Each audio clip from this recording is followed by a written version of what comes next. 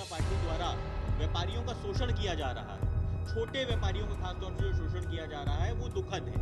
Bharatiya Janata party अपने आप को व्यापारियों की पार्टी कहती है, उसके बाद भी भारतीय जनता पार्टी द्वारा उसी वर्ग का शोषण किया जा रहा है जो उनके अपने लोग हैं। हम जरूर भारतीय जनता पार्टी को कहते हैं कि ये व्यापारियों की पार्टी है, परंतु सच्चाई ये है कि वो चंद व्यापारियों की पार्टी बन के रह गई है। पूरी तरीके से सरकार अंबानी और अदानी के इशारों पे काम कर रही है। हम दो हमारे दो से आगे नहीं बढ़ पा रहे हैं। राष्ट्रीय लोक दल के प्रदेश अध्यक्ष व्यापार प्रकोष्ठ रोहित अग्रवाल ने प्रेस वार्ता को संबोधित करते हुए बताया कि आज व्यापारियों की समस्या को लेकर राज्यपाल महोदया को 7 सूत्रीय ज्ञापन दिया गया है। रोहित अग्रवाल ने कहा कि सरकार अपने ही व्यापारियों का शोषण कर रही है, साथ ही साथ व्यापारियों पर हो रही आपराधिक घटनाओं के बारे में भी अवगत कराया और कहा कि व्यापारियों का शोषण बंद होना चाहिए। रोहित अग्रवाल ने कहा कि सरकार चंद व्यापारियों की मुरीद हो चुकी है। मैं सरकार से ये पूछना चाहता हूं कि अडानी अंबानी का दामन छोड़कर सरकार कब हमारा साथ देगी, कब हमारा विकास करेगी। आगे रोहित अग्रवाल क्या कुछ कह रहे हैं ये आप भी सुन लीजिए। पत्रकार बंधुओं का बहुत बहुत धन्यवाद इस पीसी में आने के लिए, हम आपके शुक्रगुजार हैं। देखिए, आप सब जानते हैं राष्ट्रीय लोकदल निरंतर हर वर्ग की बात कर रहा है, किसानों की, युवाओं की, व्यापारियों की, महिलाओं की। इसी कड़ी में माननीय जयंत चौधरी जी ने प्राइवेट मेंबर बिल राज्यसभा में पेश किया है, जिसमें उनकी मांग है कि युवाओं की जो उम्र है, जो विधायक बनने के लिए, सांसद बनने के लिए, वो आज काफ़ी ज़्यादा है। वहीं उनकी शादी करने की उम्र 21 साल है, उनको वोट देने का राइट 18 साल है, परंतु उनको विधायक बनने के लिए 25 साल तक रुकना पड़ेगा, सांसद बनने के लिए 25 साल तक रुकना पड़ेगा। तो माननीय जयंत चौधरी जी ने ये युवाओं की उम्र को कम करने का के लिए प्राइवेट मेंबर बिल लेके आए हैं वो राज्यसभा में, जिसका मैं चाहता हूं कि आप सब समर्थन करें और इसको आगे लेके जाएं, युवाओं के बीच में लेके जाएं। और युवाओं में खासा जोश है, इसको लेके, इस बिल को लेके खासा जोश है युवाओं में।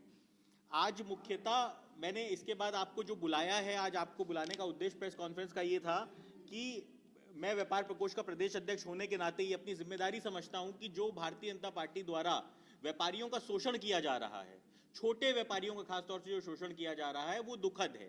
भारतीय जनता पार्टी अपने आप को व्यापारियों की पार्टी कहती है, उसके बाद भी भारतीय जनता पार्टी द्वारा उसी वर्ग का शोषण किया जा रहा है जो उनके अपने लोग हैं। देखिए, अभी हमने विगत कुछ दिनों में देखा कि किस तरीके से व्यापारियों के यहाँ जीएसटी की रेड की गई। व्यापारियों ने निरंतर जीएसटी का विरोध करने का काम किया था और भाजपा के शीर्ष नेतृत्व तक ने यह आश्वासन दिया था कि जीएसटी के अंदर आपका शोषण नहीं किया जाएगा। जीएसटी में उन्होंने कहा था कोई ऐसा प्रावधान नहीं है कि बिना किसी इनपुट के हम आपके यहाँ रेड कर दें। अब मुझे ये बात समझ में नहीं आती, 75 जिलों में एक साथ आपके पास कौन सा ऐसा इनपुट आ सकता है जिससे आप वहां पे रेड कर देते हैं? एक साथ कैसे आप इतने बड़े पैमाने पे आप रेड करते हैं? ये आपको कहीं ना कहीं जवाब देना पड़ेगा, अपनी जनता को भी जवाब देना पड़ेगा और इस शोषण को आपको तुरंत रोकना पड़ेगा, अन्यथा हमको मजबूर होना पड़ेगा आंदोलित होने के लिए।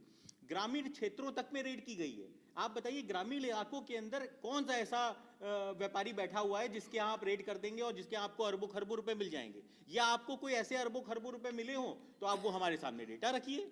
तो आप ये डर का माहौल क्रिएट करके इंस्पेक्टर राज लागू करने की आप पुनः कोशिश कर रहे हैं, ये हम होने नहीं देंगे, क्योंकि ये इंस्पेक्टर राज प्रणाली से देश के अंदर हमने देखा है किस तरीके से व्यापारियों का शोषण निरंतर होता रहा है। आज हम महामहिम राज्यपाल महोदया से इसी सब्जेक्ट को लेके उनसे हमने मुलाकात की और उनके सामने हमने 7 सूत्रीय व्यापारियों का ज्ञापन रखा, जिसके अंदर व्यापारियों की विभिन्न समस्याएं थी।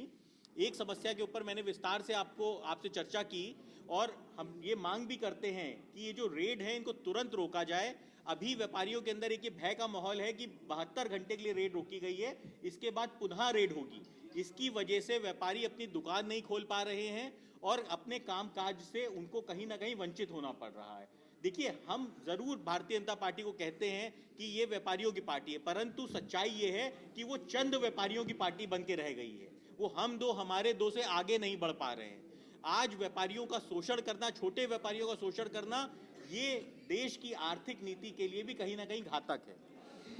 रोहित जी, जैसा भी आपने अपने एक प्रश्न में बोला था कि सरकार चंद व्यापारियों को साथ में लेकर के चल रही है और उन्हीं के साथ में वो कार्य कर रही है, तो वो चंद व्यापारी कौन है? हम सब जानते हैं चंद व्यापारी कौन है। पूरी तरीके से सरकार अंबानी और अदानी के इशारों पे काम कर रही है और अंबानी अब ये तो जो उत्तर प्रदेश के व्यापारी हैं या भारत के और व्यापारी हैं उन पर भरोसा नहीं रहा है। नहीं, बिल्कुल हमारा सवाल भी यही है कि आप बताइए, आप विदेश में पूरा मंत्रिमंडल भेजते हो, इन्वेस्टर मीट के अंदर करोड़ों अरबों रुपए खर्च करते हो, आप विदेश से व्यापारी लाने की बात कर रहे हो और वहीं पे आप अपने ही व्यापारियों का शोषण कर रहे हो, अपने ही प्रदेश के व्यापारियों का शोषण करने का काम कर रहे हो। तो ये किस तरीके की नीति है? छोटे व्यापारी हैं, जो किराना व्यापारी हैं, कपड़ा व्यापारी हैं, लोहा व्यापारी हैं, सीमेंट व्यापारी हैं, होटल व्यवसाय हैं, आप उन सबको खत्म करने का काम कर रहे हो। तो आप क्या चाहते हो कि कुछ चंद व्यापारी खाली एमएनसीज लेके आए यहाँ पे और बड़े बड़े मॉल खोलें और आपका छोटा व्यापारी पूरी तरीके से खत्म हो जाए? तो इस तरीके की नीति बर्दाश्त नहीं की जाएगी। रोहित जी, दूसरा प्रश्न है कि अभी जिस तरह से खतौली में सपा के साथ आपने गठबंधन करके वहाँ पे पूर्ण बहुमत प्राप्त किया, क्या उसी तरह से आगे आने वाले आगामी चुनावों में भी आरएलडी सपा का साथ देगी? नहीं, बिल्कुल। अभी नगर निकाय के चुनाव होने जा रहे हैं और राष्ट्रीय लोकदल समाजवादी पार्टी एक ही विचारधारा की पार्टियां हैं और एक चौधरी चरण सिंह जी की जो विचारधारा थी उसी पेड़ की शाखाएं हैं। तो राष्ट्रीय लोकदल समाजवादी पार्टी 2019 में साथ आई थी और तब से हमारे दोनों नेताओं की केमिस्ट्री बहुत अच्छी है, दोनों नेताओं की अंडरस्टैंडिंग बहुत अच्छी है और हमारे नेता साथ में मिलकर निकाय चुनाव भी लड़ने जा रहे हैं। ये साथ हम लंबा देख रहे हैं। तो जिस तरह से हमारे साथ रोहित अग्रवाल जी मौजूद थे, जो कि व्यापार प्रकोष्ठ के प्रदेश अध्यक्ष हैं आरएलडी के, हमने उनसे बात की और उन्होंने पूरी प्रेस वार्ता में यही कहा कि चंद जो व्यापारी हैं उनका भाजपा साथ दे रही है। जीएसटी के मुद्दों पे उन्होंने बात की और व्यापारी हित में उन्होंने बात की। अब देखने वाली बात ये होगी कि राज्यपाल को जो इन्होंने ज्ञापन दिया है उससे सरकार पर कितना असर पड़ता है। राजधानी लखनऊ से कैमरामैन शुभम पाल के साथ स्पर्श गुप्ता, टीवी 24।